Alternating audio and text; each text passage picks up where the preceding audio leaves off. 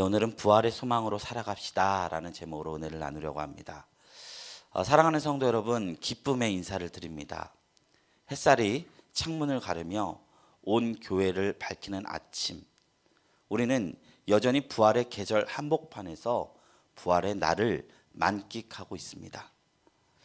우리가 교회력을 살펴보면요, 부활절을 맞이하기 전에 40일간의 사순절을 지킵니다.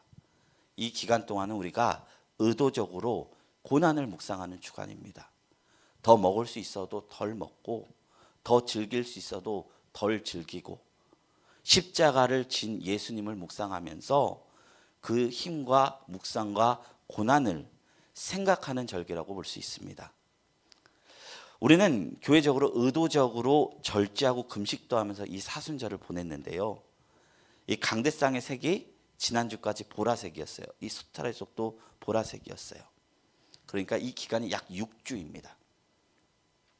그런데요, 부활절은요, 우리가 얼마나 지키는지 아십니까? 우리는 단 하루의 부활절 그 날을 지키는 줄 알지만 사실 성령 강림절, 오순절을 지키기 전 7주간의 기간을 원래 교회사적으로는 부활절기로 지켰습니다. 그러니 고난의 기간이 6주라면 부활의 절기는 7주인 겁니다. 어떤 게 더 깁니까? 부활의 절기라는 것이죠. 슬픔의 호흡보다 기쁨의 날짜를 더 긴 호흡으로 이어간 것이 기독교 신앙의 모습이었다는 것입니다. 부활은요, 기독교 신앙의 본질입니다. 많은 믿음의 선진들이 부활의 능력을 경험하면서 살았습니다. 처음 이 부활의 기쁨을 누렸던 사람은요, 3명의 여성들이었습니다. 예수님이 십자가를 지신 뒤 사흘 뒤가 지나서 아직 어둠이 짙게 깔려있던 새벽녘이었습니다. 예수님의 어머니였던 마리아, 그리고 마르다, 그리고 막달라 마리아, 이 3사람은요 각자 향품을 준비해서 예수님의 무덤으로 갔습니다. 그들은 아직 예수님께서 죽으셨다는 그 슬픔으로 어깨가 짓눌리고 무거웠지만 지금 작금의 가장 큰 걱정 중 하나는 예수님의 무덤 앞에 있었던 큰 돌이었습니다.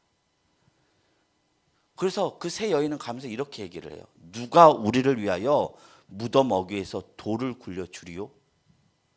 여자의 몸으로 돌을 굴릴 수 없었을 것입니다. 근데요, 그녀들의 위대함은 여기에 있었습니다. 그럼에도 불구하고 예수님 앞에, 그 무덤 앞에 나아갔다는 것입니다. 그 슬픔과 돌을 굴릴 수 없는 자신들의 한계가 있음에도 불구하고 그 무덤 앞으로 나아갑니다. 왜 나갔을까요? 예수님께서 십자가에 달리기 직전에 제자들과 무리들에게 한 이야기가 있었기 때문입니다. 그리스도는 부활한다.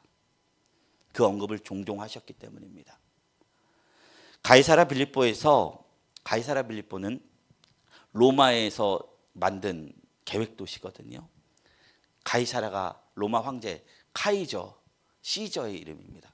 그러니까 황제의 칙령 아래 세워진 그 도시인데, 그 황제의 도시에서 너희는 나를 누구라 하느냐? 예수님이 제자들에게 물었습니다.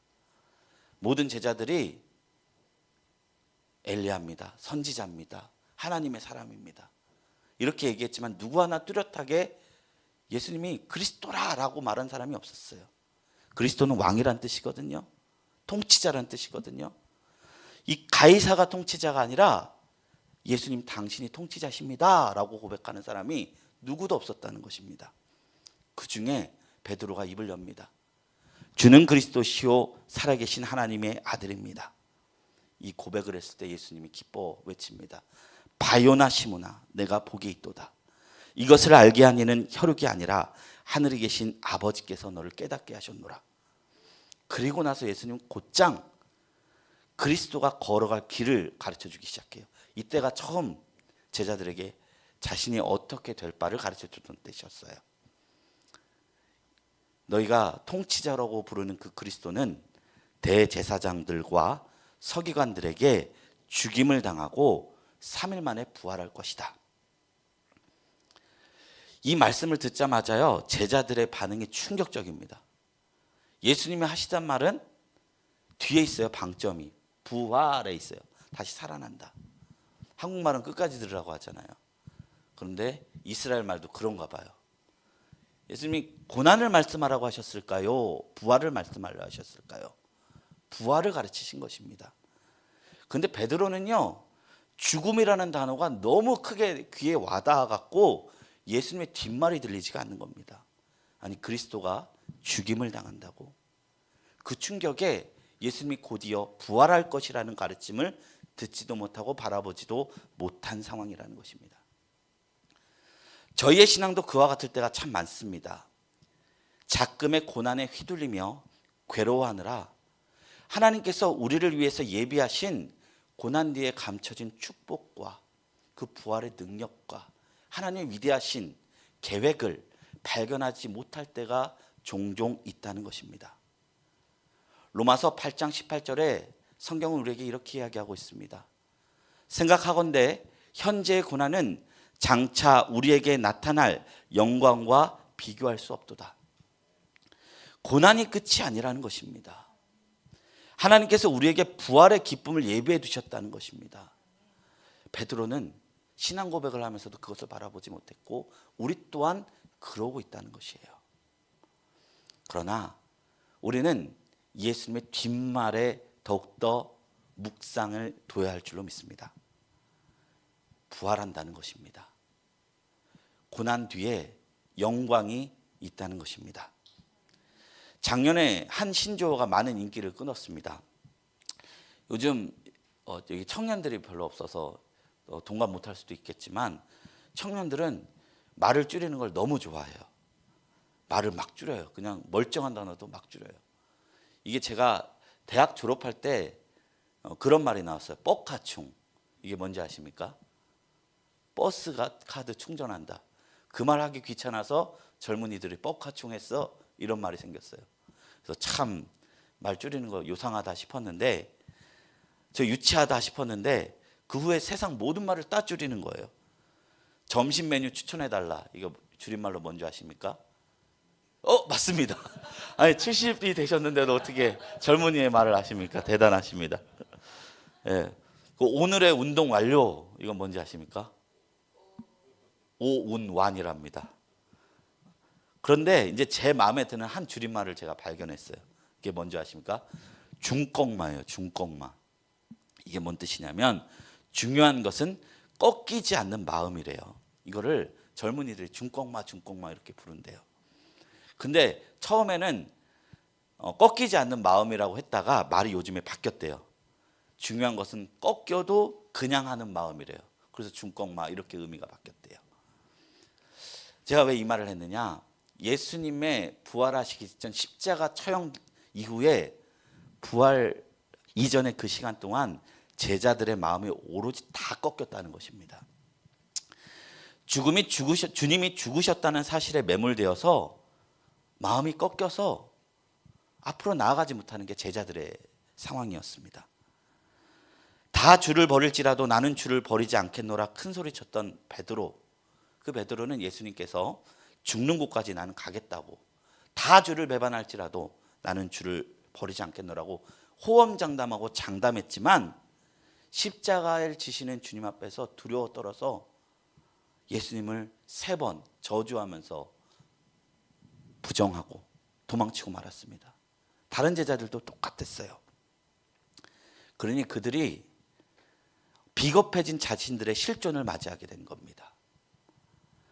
아담이 처음 죄를 짓고 하나님의 눈을 피해서 숨었을 때 느꼈던 감정이 무엇이었습니까? 부끄러움이었습니다. 그래서 숨었죠.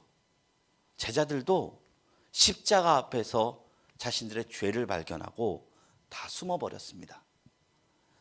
그런 그들에게 부활의 메시지는 아무런 영향력도 아무런 소망도 주지 못하였던 것입니다. 그런데도 참 놀랍게 이 세 여인은요, 꺾인 마음을 부여잡고 무덤으로 향합니다. 그래서 교회에 유명한 말이 있어요. 대대로 성경은 아닌데 거의 성경급으로 목사님들이 맞다 무릎을 치는 말이 있는데, 교회는 여자들이 끌고 간다 이 말이 있어요. 놀랍게도 당장에 둘을 구릴 방도가 떠오르지 않았음에도, 극복할 수 없는 죽음의 사건을 눈으로 보았음에도 여인들은 무덤가로 나아갑니다. 왜냐하면 예수님께서 부활을 말씀하셨기 때문입니다. 그런데 너무 놀랍게도 그녀들의 걱정은 무덤에 도착하자마자 사라졌습니다. 돌은 이미 굴려져 있었고 주님께서는 거기 계시지 않았습니다. 찬란한 옷을 입은 두 사람이 곁에 서서 말할 뿐입니다. 어찌하여 살아있는 자를 죽은 자 가운데서 찾느냐라는 놀라운 선언인 것입니다. 그러니 그녀들은 이윽고 기쁨을 되찾습니다. 이 기쁨은요, 그녀들이 부활하신 주님을 향하여 나아가기 때문에 받은 기쁨이었고요, 부활을 경험해서 맞은 기쁨이었습니다. 그리스도인들이 경험하는 모든 기쁨의 근원은요, 부활에 근원하고 있습니다. 데살로니가전서 5장 16절 18절에 말합니다. 항상 기뻐하라, 쉬지 말고 기도하라, 범사에 감사하라. 이것이 그리스도 예수 안에서 너희를 향하신 하나님의 뜻이니라. 신앙인은 이 기쁨이 있는 자들이라는 거예요. 그리고 그 신앙의 중심에는 기독교 신앙의 핵심인 부활이 있다는 것입니다. 이 부활이 있기 때문에 우리는 최후 승리를 노래할 수 있다는 것입니다. 사람은요, 자라나면서 각기 나이에 걸맞는 걱정을 하고 산다고 생각해요. 어릴 적에는요, 먹고 싶은 과자가 없다고 웁니다. 절망합니다. 더 어릴 때는 쪽쪽이 물고 있던 거 빼도 세상에 떠나가라 웁니다.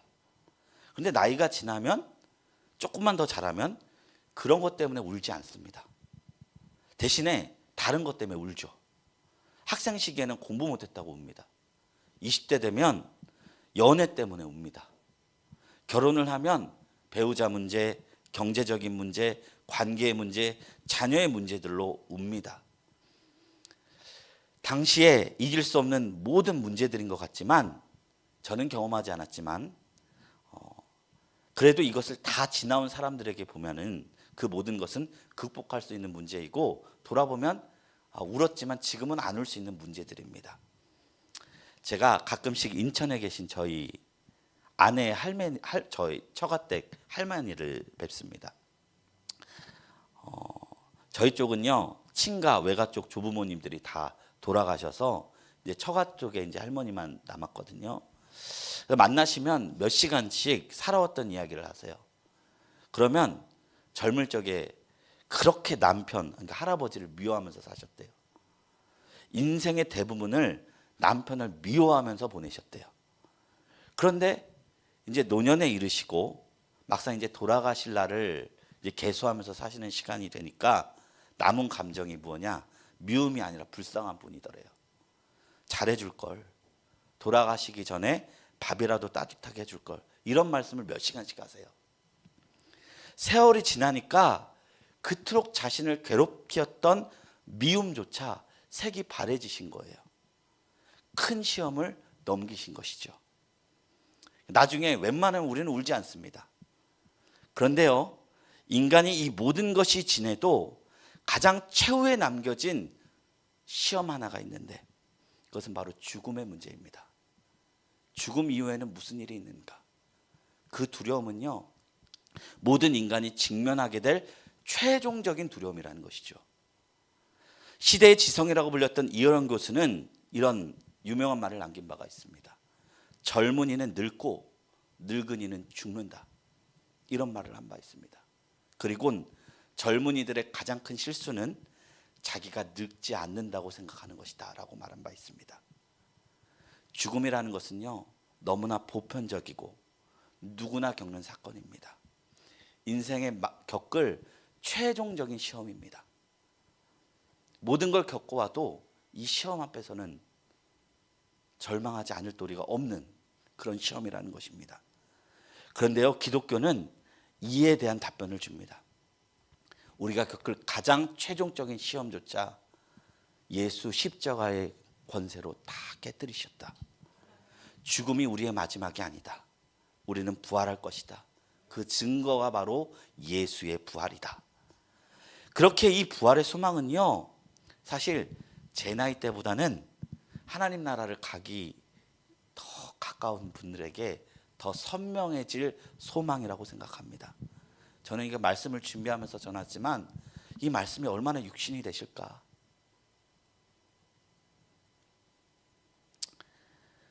이게 부활을 소망을 가진 성도의 힘이라는 것이죠. 성경을 읽다 보면요, 예수님께서 살아계실 때 죽은 자를 살리신 기적을 보이신 적이 몇 번 있습니다. 회당장의 딸을 살리신 사건, 죽은 지 사흘이 되어 썩어 냄새가 나는 나사로를 살리신 사건. 근데 그들이 경험한 것은 부활이 아니었습니다. 그들은 모두 살아났지만 시간이 지나 모두 다시 죽었습니다.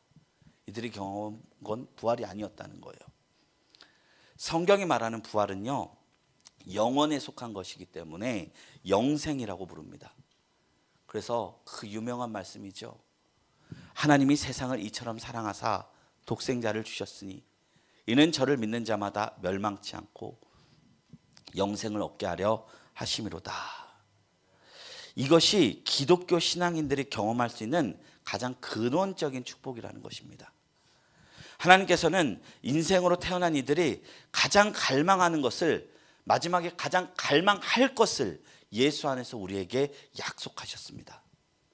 예수가 부활하셨다는 것은 단순히 예수가 자신의 부활을 이야기하는 것이 아닙니다. 예수를 믿음으로 말미암아 연합된 우리가 장차 하나님 나라에서 경험하게 될 사건이라는 것입니다. 신령한 몸과 신령한 육체를 갖고 하나님과 더불어 영원히 사는 삶을 우리에게 약속하신 것이 이 부활의 사건이라는 것입니다. 그래서 로마서 8장 29절에 말합니다. 하나님이 미리 아신 자들을 또한 그 아들의 형상을 본받게 하기 위하여 미리 정하셨으니 이는 그로 많은 형제들 중에서 맏아들이 되게 하려 하심이라. 그리고 오늘 본문 말씀에 있는 말씀이죠. 그러나 이제 그리스도께서 죽은 자 가운데서 다시 살아나사 잠자는 자들의 첫 열매가 되었다. 그러니까 뭔 말이십니까? 영적으로 우리는 예수의 동생이고 첫 열매니까 나중된 열매로 살아간다는 것입니다. 이 신비가 예수 부활, 나의 부활의 신비라는 것입니다. 이것을요, 발견한 자들이 성도가 되었기 때문에 기독교가 지금까지 이어져 온 것입니다. 사랑하는 성도 여러분, 부활이 실제입니다. 오늘 사도 바울이 그렇게 얘기하고 있어요. 부활이 없다면 우리의 모든 신앙은 헛것이라는 겁니다. 고린도전서 15장 14절 15절 말씀입니다. 그리스도께서 만일 다시 살아나지 못하였으면 우리가 전파하는 것이 헛것이요 또 너희 믿음도 헛것이며 또 우리가 하나님의 거짓 증인으로 발견되리니 우리가 하나님이 그리스도를 다시 살리셨다고 증언하셨습니다. 만일 죽은 자가 다시 살아난 일이 없으면 하나님이 그리스도를 다시 살리지 아니하셨으리라. 만약에 부활 사건이 없고 이 신화적이게 느껴지는 이 이야기를 제거하고 기독교를 바라본다면 우리는 아무 소용없는 이데올로기, 이념에 불과한 것을 믿을 따름입니다. 이념도 큰 힘이 있어요. 공산주의, 자유주의, 이런 거 신앙이 아님에도 불구하고 단순히 이념에도 불구하고 지구의 반절 이상을 사람들을 끌어모으지 않았습니까? 그런데 기독교 신앙은 그런 차원의 것이 아니라는 것입니다. 부활을 믿으라는 것입니다. 좋은 교훈도, 좋은 지혜도, 좋은 가르침도 아니라는 것입니다.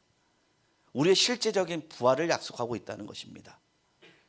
만약 우리가 신앙생활을 할 때 갈망하는 것이 잠시 잠깐 주는 마음의 위로 때문이라면 사실은요, 좋은 책을 읽어도 그것은 경험할 수 있고요, 좋은 영화를 보아도 그것을 경험할 수 있습니다. 아니 막말로 한다면 담배나 술을 해도 마음의 위안은 받을 수 있습니다. 그 역할은 감당할 수 있습니다. 굳이 예수가 아니어도 됩니다. 그러나 우리 신앙에 유일한 것이 있는데 그것은 부활입니다. 부활의 신앙입니다. 장차 우리가 하나님 나라에서 살아갈 소망을 믿어야지 우리가 신앙을 가지고 있다라고 말할 수 있는 것입니다. 이것은 세상 어떤 것도 우리에게 약속하지 못한 것입니다. 그렇기에 우리는 예수를 믿는 것입니다. 부활절을 맞이해서요, 우리는요 장차 영생하는 몸으로 부활한다는 이 어쩌면 동화같이 느껴지는 이 이야기를 다시금 기억했으면 좋겠습니다. 많은 기독교인들이 이것을 실제로 믿었기 때문에 죽음을 불사하고 그리스도를 전하는 증인의 삶을 살게 되었습니다. 예수님의 제자들이 사람 쉽게 안 변하는데 어떻게 이렇게 죽음을 불사하고 변할 수 있었느냐? 예수님의 부활을 봤기 때문입니다. 3일 전만 해도 십자가형을 받은 예수가 내가 죽을까 봐 두려워서 도망 다녔는데 부활하신 예수를 발견하고 나서는 순교를 불사하는 증인으로 변모하였습니다. 예수 부활의 증거가 어디 있느냐? 여기에 있습니다. 그들의 삶이 부활의 증거입니다. 거짓을 위해 흘릴 수 있는 종류의 피가 아닙니다. 오직 죽음을 삼키신 생명의 실체를 발견한 자만이 그들을 그렇게 만들 수 있었다는 것입니다. 오늘날의 부활의 증거는요, 빈 무덤 하나로 끝나지 않습니다. 역사의 흐름, 인류 문명의 변곡점, 그리고 무엇보다도 예수 그리스도를 만난 사람들의 변화된 삶이 살아있는 증언이 되어 오늘날까지 이루고 있다는 것입니다. 1세기 팔레스타인 변방에서 태동한 작은 무리가 세계사를 뒤흔든 것은 교묘한 홍보 전략이나 정치적 세력 결집이나 어떤 많은 권력의 비호 때문이 아니었습니다. 무덤에서 일어나신 예수님을 실제로 봤기 때문에 사람들의 마음과 역사가 바뀌었기 때문입니다. 문학으로, 장르로, 철학으로 믿었지 않았기 때문에 기독교는 지금까지 올 수 있었다는 것입니다. 그러기에 오늘날 우리에게 부활의 믿음을 갖는 것은 너무나도 중요합니다. 땅속에 숨긴 보화가 그 감추인 것을 모르는 사람에게는 그냥 황무지처럼 보이지만 그 땅속에 보화가 있는 것을 아는 사람은 자신의 전 재산을 주고 그 땅을 사고 그 안에 있는 보화를 캐냅니다. 보활이 그와 같다는 것입니다. 이것이 깨닫는 것은요, 사실 힘으로 능으로 되는 것이 아니라 성령님께서 우리의 마음을 주장하여 주시고 예수를 주라 고백할 수 있게 되어야 가능한 것입니다. 우리에게 이 믿음이 있습니까? 그렇다면 그건 성령님께서 허락하신 것입니다. 이 믿음이 없습니까? 공부해서 이룰 수 있는 것이 아니라 하나님께서 우리의 마음에 빛을 비추어 주셔야 가능한 것입니다. 이 소망을 경험하는 자들이 될 때 우리는 세상을 이기고 우리가 삶에서 가장 마지막에 닥치게 될 그 시험을 극복할 수 있게 될 줄로 믿습니다. 이 소망을 경험하는 저와 여러분들이 되시기를 주님의 이름으로 간절히 축원드립니다.